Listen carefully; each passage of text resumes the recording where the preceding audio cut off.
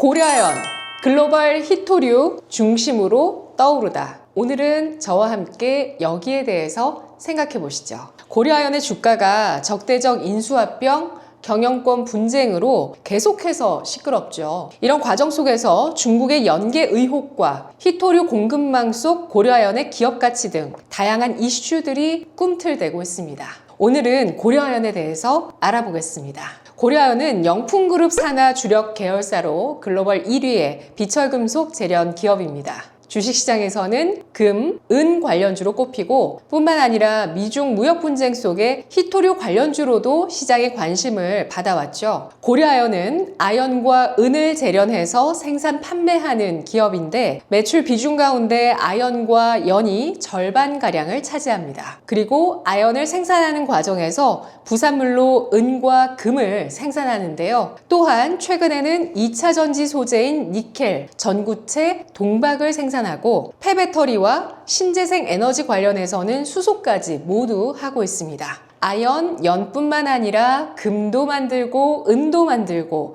히토류도 만들고 2차 전지 소재, 폐배터리, 수소까지 신성장 동력의 트로이카를 갖춘 기업이죠. 사실 작년에 주가가 불을 내뿜은 것은 경영권 분쟁 이슈였습니다. 영풍이 아시아 최대 사모펀드인 MBK 파트너스와 손을 잡고 고려아연의 경영권을 빼앗기 위해 나선 것인데요. 이런 과정 속에서 MBK 파트너스 뒤에 중국 자본이 얼마나 영향력을 끼치고 있는지, 이것이 적대적인 인수합병인지, 사모펀드가 국내 대표 기업을 가져가게 되면 우리 경제에 미치는 영향은 뭔지, 정말 많은 논란거리들과 중대한 사안들을 포함하고 있습니다. 영풍그룹 내 여러 주요 계열사 가운데 고려아연의 가치는 독보적입니다. 2023년 기준 매출액을 봐도 고려아연은 10조 원에 가까운 매출을 냈고 영풍은 3조 7천여억 원, 코리아서키트가 뒤를 이어 1조 원 넘는 매출액을 기록했습니다. 이 밖에 설인상사, 인터플렉스, 캠코, 영풍문고 등이 영풍그룹 내 매출 규모 상위 기업으로 포진해 있는데요. 즉 100개 분기 연속의 흑자를 달성한 고려아연을 적자를 내며 허덕이고 있는 영풍이 탐내고 있는 것입니다. 조윤범 회장 일가도 회사 내 직원들도 고려아연이 위치하고 있는 울산시에서도 모두 이번 경영권 분쟁에서 조윤범 회장 측 손을 들어주고 있습니다. 그리고 유튜브와 SNS상에서는 고려아연을 지키는 것이 대한민국 기술을 지키는 것이라는 목소리가 커지고 있습니다. 투기 자본과 손잡은 영풍 측이 명분 싸움상에서 여론에 뒤지고 있는 대목인데요. 고려아연이 대한민국 경제 안보의 핵심 축이라면서 대국민 고려아연 1인 1주 사기 운동을 펼쳐야 한다는 바람이 현재 인터넷상에서 커지고 있습니다. 영풍그룹의 설립 초기로 되돌아가 볼까요? 영풍그룹은 북한 황해도 봉산 출신의 장병희 창업주가 서울로 내려와 남대문에서 사업을 하다가 동향인 최기호 창업주를 만나 1949년 영풍 기업사를 공동 설립하면서 시작됐습니다.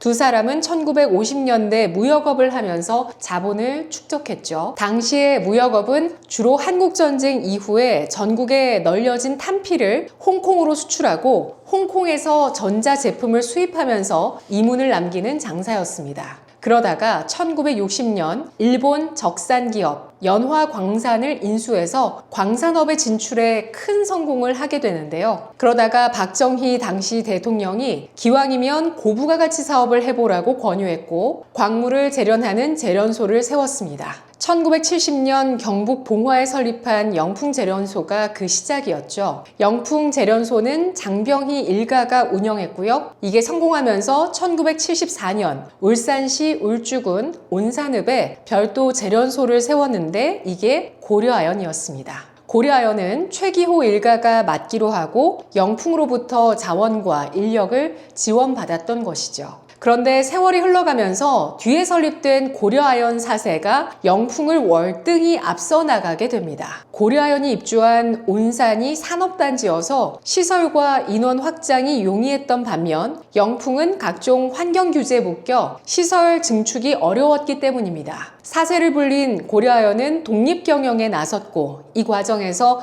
영풍 측과 갈등을 빚은 것으로 알려졌습니다. 두 가문의 오너 1, 2세는 그나마 긴밀한 교류가 있었지만 오너 3세는 교류할 기회가 많지 않았죠. 오너 3세는 지금의 고려아연 최윤범 회장과 장세준 코리아 서키트 회장입니다. 무려 75년간 동업관계였던 영풍그룹과 고려아연이 그간 협력관계가 깨지게 된 것은 점점 양측의 이해관계가 달라졌던 만큼 어찌 보면 필연적이었습니다. 장씨 가문은 영풍그룹의 주요 지분을 보유해 핵심 계열사인 고려아연 등의 지배력을 행사하고 싶지만 최씨 가문 3세인 최윤범 고려아연 회장 측은 독립적인 경영권을 강화하려는 모습이었죠. 이것이 결국 영풍의 고려아연 공개 매수 발표로 이어지면서 9월부터 경영권 분쟁 이슈가 불붙어서 지금까지 분쟁이 치열하게 이어지고 있는 겁니다. 아직 장씨, 최씨 두 가문 모두 고려아연 경영권 장악에 필요한 50% 이상 지분을 확보하지 못했기 때문에 승자가 누가 될지 예단하기는 어려운데요. 일단 3월 초에 나올 법원의 판단이 중요해지고 있습니다. 서울중앙지법은 고려아연 임시주총 결의 효력정지 가처분 사건에 대한 판결을 3월 7일 이전까지 내겠다고 합니다. 앞서 영풍이 지난 1월 23일 고려아연 임시주총에서 의결된 안건들의 효력을 정지해달라고 가처분을 제기했는데요. 영풍은 MBK 파트너스와 지분을 46.7%까지 늘렸지만 임시주총에서 의결권을 박탈당했기 때문입니다. 그게 가능했던 건 바로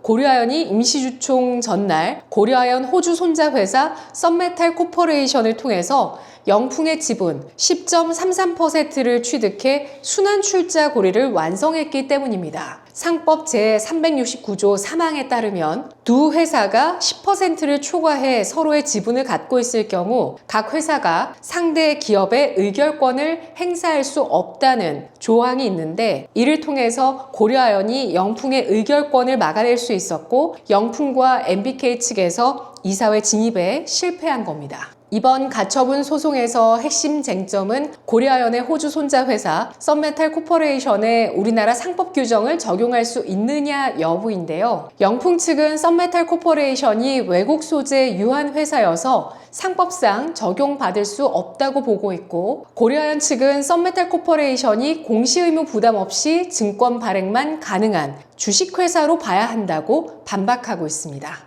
만약 임시주총 효력정지 가처분이 인용된다면 3월 주총에서 MBK 측이 이사회 과반을 차지하며 최 회장이 경영권을 잃게 될 가능성도 배제할 수 없는 상황이고요. 만일 기각된다면 최 회장이 경영권을 지키는데 힘을 얻게 됩니다. 고려아연은 3월 말 정기 주주총회를 열고 주총 안건 상정을 위한 이사회를 이르면 3월 6일 열 예정입니다.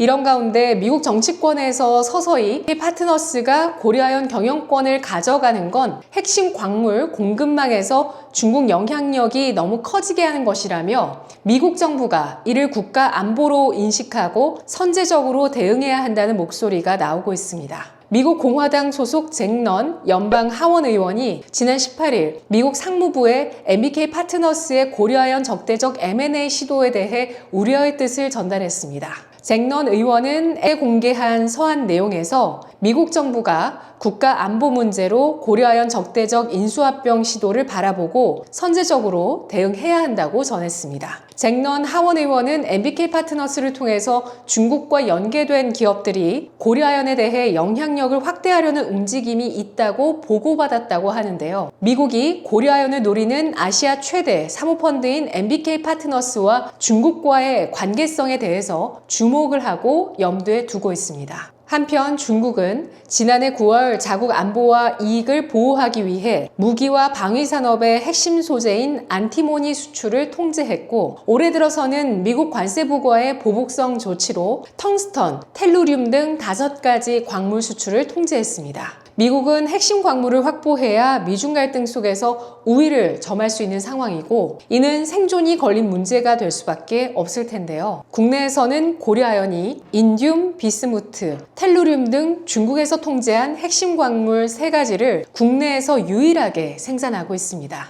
고려아연은 그야말로 핵심 광물 공급망 기업으로의 가치가 높습니다. 중국 정부는 중진국의 함정에서 벗어나기 위해 배터리와 전기차 산업에 사활을 걸고 있죠. 그런 중국 입장에서는 고려아연이 무척 탐나는 기업이 될 겁니다. 우리 기업의 축적된 기술력은 국가 안보에 직결되는데요. 그중 반도체와 배터리의 중요성은 아무리 강조해도 지나치지 않습니다. 정부 차원에서 국가 기반 사업을 영위하는 고려아연을 보호해야 한다는 목소리가 나오고 있습니다. 이와 관련해 지난해 11월에 고려아연의 전구체 원천 기술이 국가 핵심 기술로 지정됐는데요. 이렇게 되면서 관련법에 따라 고려아연이 해외로 매각될 땐 정부의 승인이 반드시 필요합니다. 이번 지난해 4분기 실적 발표에서는 고려아연의 희소금속의 매출 구성과 이익률이 공개됐는데요. 지난해 4분기 기준 희소금속, 마이너메탈의 매출 총 이익률은 74%에 달해 알짜 사업이라는 평가를 받았으며 매출 비중이 가장 큰 안티모니는 배터리, 반도체, 방산, 무기 등에 활용되고 있다는 증권사의 평가들이 나오고 있습니다. 다만 밸류에이션으로 봤을 땐 부담스러운 건 사실입니다. 역사적 PER 밴드를 보시면 2010년도 PER 15배대에서 2020년도 PER 25배로 올라왔는데 최근 경영권 분쟁 이슈로 PER이 한 차례 더 크게 뛰어버렸죠. 역사적 PBR 밴드를 보시면 PBR 1.5에서 2배가 상단이었는데 최근 이걸 그냥 뚫고 스카이 라케팅 해버렸습니다. 고려아연의 주가는 최근 1년 사이 43만 원대에서 240만 원대까지 5배 넘게 올랐다가 현재 고점 대비 60에서 70%가량 하락하며 80만 원 선을 이탈했습니다. 주가가 한창 올라갈 땐 현대차 시가총액도 제치고 코스피 시총 순위 5위권까지 올라갔다가 현재는 시가총액 순위 29위로 밀려나 있죠. 향후 법원의 판결과 미중 갈등의 추이, 중국의 자원 무기화 속에서 고려아연의 주가가 어디로 튈지 지켜보시죠. 3월 6일 전후로 일단 단기 주가 변곡점이 있습니다. 법원의 판단 어떻게 나올지 중요해지고 있습니다. 애국 투자로 부각받고 있는 고려아연, 글로벌 히토류 중심에 떠오르다. 지금까지 저는 권미란이었습니다.